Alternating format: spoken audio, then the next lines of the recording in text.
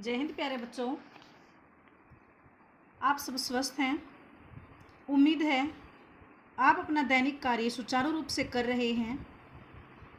आज हम करने जा रहे हैं सुनहरी धूप नामक पुस्तक का पहला अध्याय प्रियतम। प्रियतम शब्द विशेषण की उत्तमावस्था है।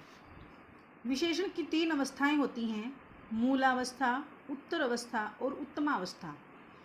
मूल अवस्था प्रिय, उत्तर अवस्था प्रियतर और प्रियतम हो गई तीसरी अवस्था उत्तमावस्था, जिसमें सबके साथ तुलना की जाती है। सबसे प्रिय, प्रियतम का अर्थ हुआ सबसे प्रिय। तो इसमें प्रियतम शब्द का क्यों जिक्र किया गया? भगवान विष्णु अपने भक्त नारद जी से कहते हैं कि उसका सबसे प्रिय इस धरती पर कौन है। प्रियतम, सबसे प्रिय। तो इसमें नारद जी सोचते थे कि मैं ही भगवान विष्णु का सबसे प्रियतम हूँ। लेकिन उसके पूछने पर जब उसे पता चला कि भगवान विष्णु का सबसे प्रिय इस धरती पर एक किसान है, तो उसने इसके बारे में जानना चाहा। इसी के ऊपर आधारित यह अध्याय है। ईश्वर का सच्चा भक्त वही होता है जो अपने सभी कर्तव्यों का निष्ठापूर्वक पालन करता है। भक्ति का सच्चा स्वरूप कर्म करते हुए ईश्वर का नाम स्मरण करने में निहित है। भगवान विष्णु ने उस किसान को अपना प्रिय भक्त माना जो सुबह से शाम तक खेती करते हुए अपने सांसारिक कर्तव्यों का निष्ठापूर्वक निर्वाह करते हुए दिन में केवल 3 बार अपने इष्ट देव के मधुर नाम का स्मरण करता है। अर्थात सबसे सच्चा भक्त वही होता है जो कर्तव्य के साथ साथ ईश्वर का नाम लेता है। खाली भगवान का नाम लेने से ही सिद्धि प्राप्त नहीं होती, उसके साथ हमें अपना कर्तव्य भी पालन करना होता है। एक दिन विष्णु जी के पास गए नारद जी, पूछा, मृत्यु लोक में कौन है पुण्य श्लोक भक्त तुम्हारा प्रधान? विष्णु जी के पास एक दिन नारद जी गए और उनसे जाकर पूछा कि मृत्यु लोक में इस धरती पर, हे स्वामी, इस धरती पर आपका सबसे यशस्वी पात्र, जिसका यश हो, दूर दूर तक उसका प्रसिद्धि हो उसकी, ऐसा भक्त तुम्हारा कौन है? मुख्य भक्त तुम्हारा कौन है? विष्णु जी ने कहा, एक सज्जन किसान है, सतजमा जन, अच्छा व्यक्ति, अच्छा जन। विष्णु जी ने क्या कहा नारद जी को? एक सज्जन किसान है, प्राणों से भी प्रियतम, वह मुझे अपने प्राणों से भी प्रिय है, उसकी परीक्षा लूँगा। हंसे विष्णु सुनकर यह। जब विष्णु भगवान ने यह कहा कि मेरा सबसे प्रिय इस धरती पर एक किसान है, तो नारद मुनि ने कहा, मैं उसकी परीक्षा लूँगा, यानी उसमें कितनी योग्यता है मैं यह देखूँगा। हंसे विष्णु सुनकर यह। नारद जी की यह बात सुनकर विष्णु भगवान हंसे, कहा कि ले सकते हो। विष्णु को अपने भक्त पर पूरा विश्वास था और उसने कहा कि तुम ले सकते हो। नारद जी चल दिए, पहुँचे भक्त के यहाँ, देखा हल जोत कर आया वह दोपहर को।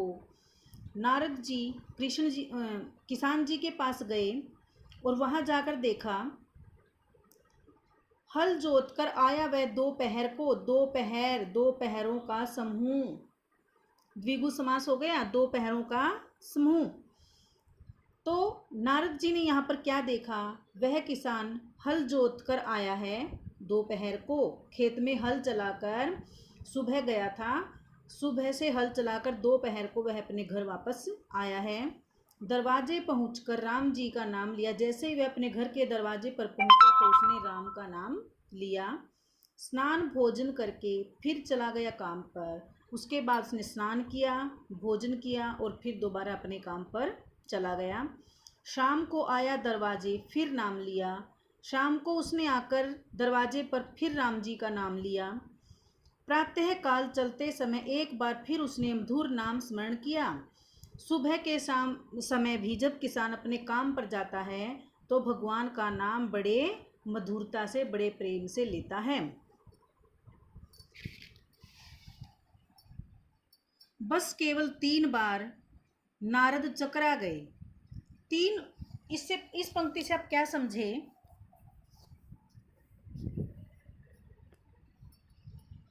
बस केवल 3 बार कि किसान 3 बार केवल भगवान का नाम लेता है। नारद जी ने यह समझा, बस केवल 3 बार, सुबह, दोपहर और शाम वह भगवान का नाम लेता था।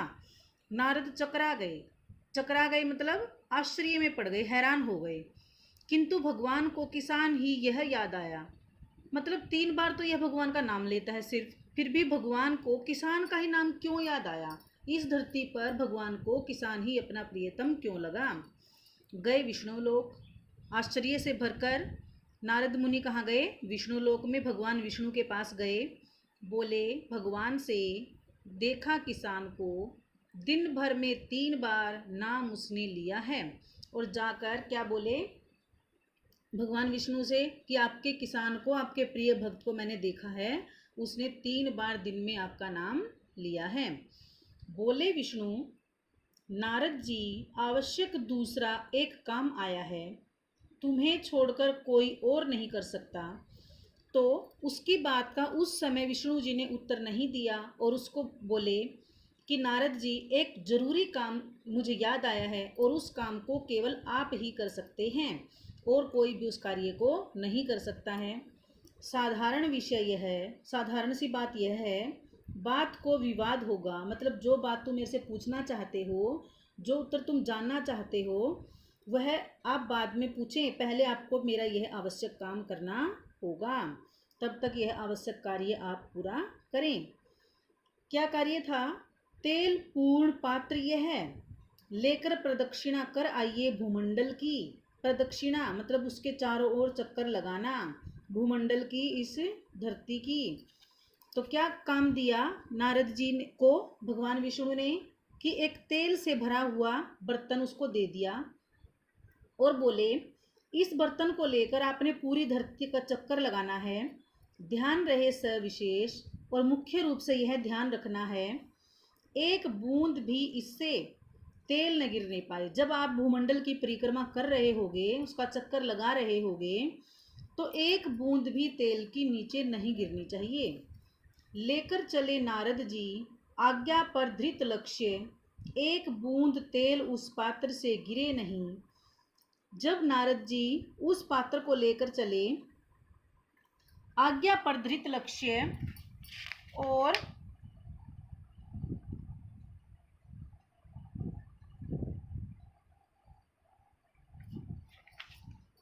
लेकर चले नारद जी उस पात्र को लेकर चले और उसका लक्ष्य था कि मुझे अपना कार्य अच्छे तरीके से करना है और भगवान ने, स्वामी जी ने जो कार्य मुझे सौंपा है उसमें मैं कोई भी गलती नहीं करूँगा, अर्थात उस पात्र से एक भी बूंद तेल के नीचे नहीं गिरने दूंगा।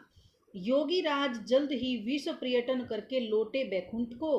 बैकुंठ भगवान विष्णु का जो स्थान है वो। योगी राज भगवान और नारद मुनि जल्दी से अपना कार्य संपूर्ण करके पूरा करके विष्णु जी के पास लौटे।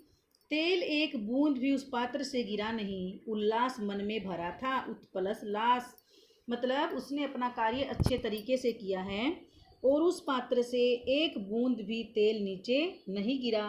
इस अच्छे कार्य के लिए उसके मन में बहुत उल्लास था, खुशी की लहर उसके मन में दौड़ रही थी कि भगवान मेरे काम से बहुत खुश होंगे।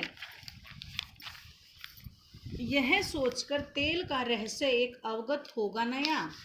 उसने यह सोचा, यह जाना कि यह तेल का रहस्य, यानी भगवान विष्णु ने मुझे जो काम दिया है उसका जो परिणाम होगा वो कुछ मेरे लिए नया होगा। नारद को देखकर विष्णु भगवान ने बैठाया स्नेह से। जैसे ही वह भगवान विष्णु के पास गए और अपने प्रश्नों का उत्तर जानना चाहा, तो नारद जी को भगवान विष्णु ने बड़े प्यार से बैठाया और कहा, यह उत्तर तुम्हारा यहीं आ गया। अब जो तुम मेरे से पूछना चाहते थे, अपने प्रश्नों का उत्तर तुम्हें अभी मिल जाएगा। बताओ मुझे, पात्र लेकर जाते समय कितनी बार नाम इष्ट का लिया? इष्ट मतलब भगवान का, कि जब आपको मैंने यह काम सौंपा था तो आपने अपना काम करते समय उस तेल का पात्र जब आप लेकर गए धरती पर, तो आपने कितनी बार भगवान का नाम लिया? एक बार भी नहीं। नारद मुनि क्या बोले? एक बार भी नहीं। शंकित हृदय से कहा नारद ने विष्णु से, शंकित हृदय से कहा नारद ने विष्णु से, मन में कुछ संदेह था। संदेह भरी आवाज से उसने कहा कि हे भगवान, काम तुम्हारा ही था, यह काम तो आपका ही था, आपने ही मुझे यह काम दिया था। ध्यान उसी में लगा रहा, नाम फिर क्या लेता। मेरा ध्यान पूरा दिन आपके काम में लगा रहा, फिर नाम लेने की क्या आवश्यकता थी? आपने ही मुझे वह काम दिया था, तो उसमें आपका नाम लेने की क्या जरूरत थी?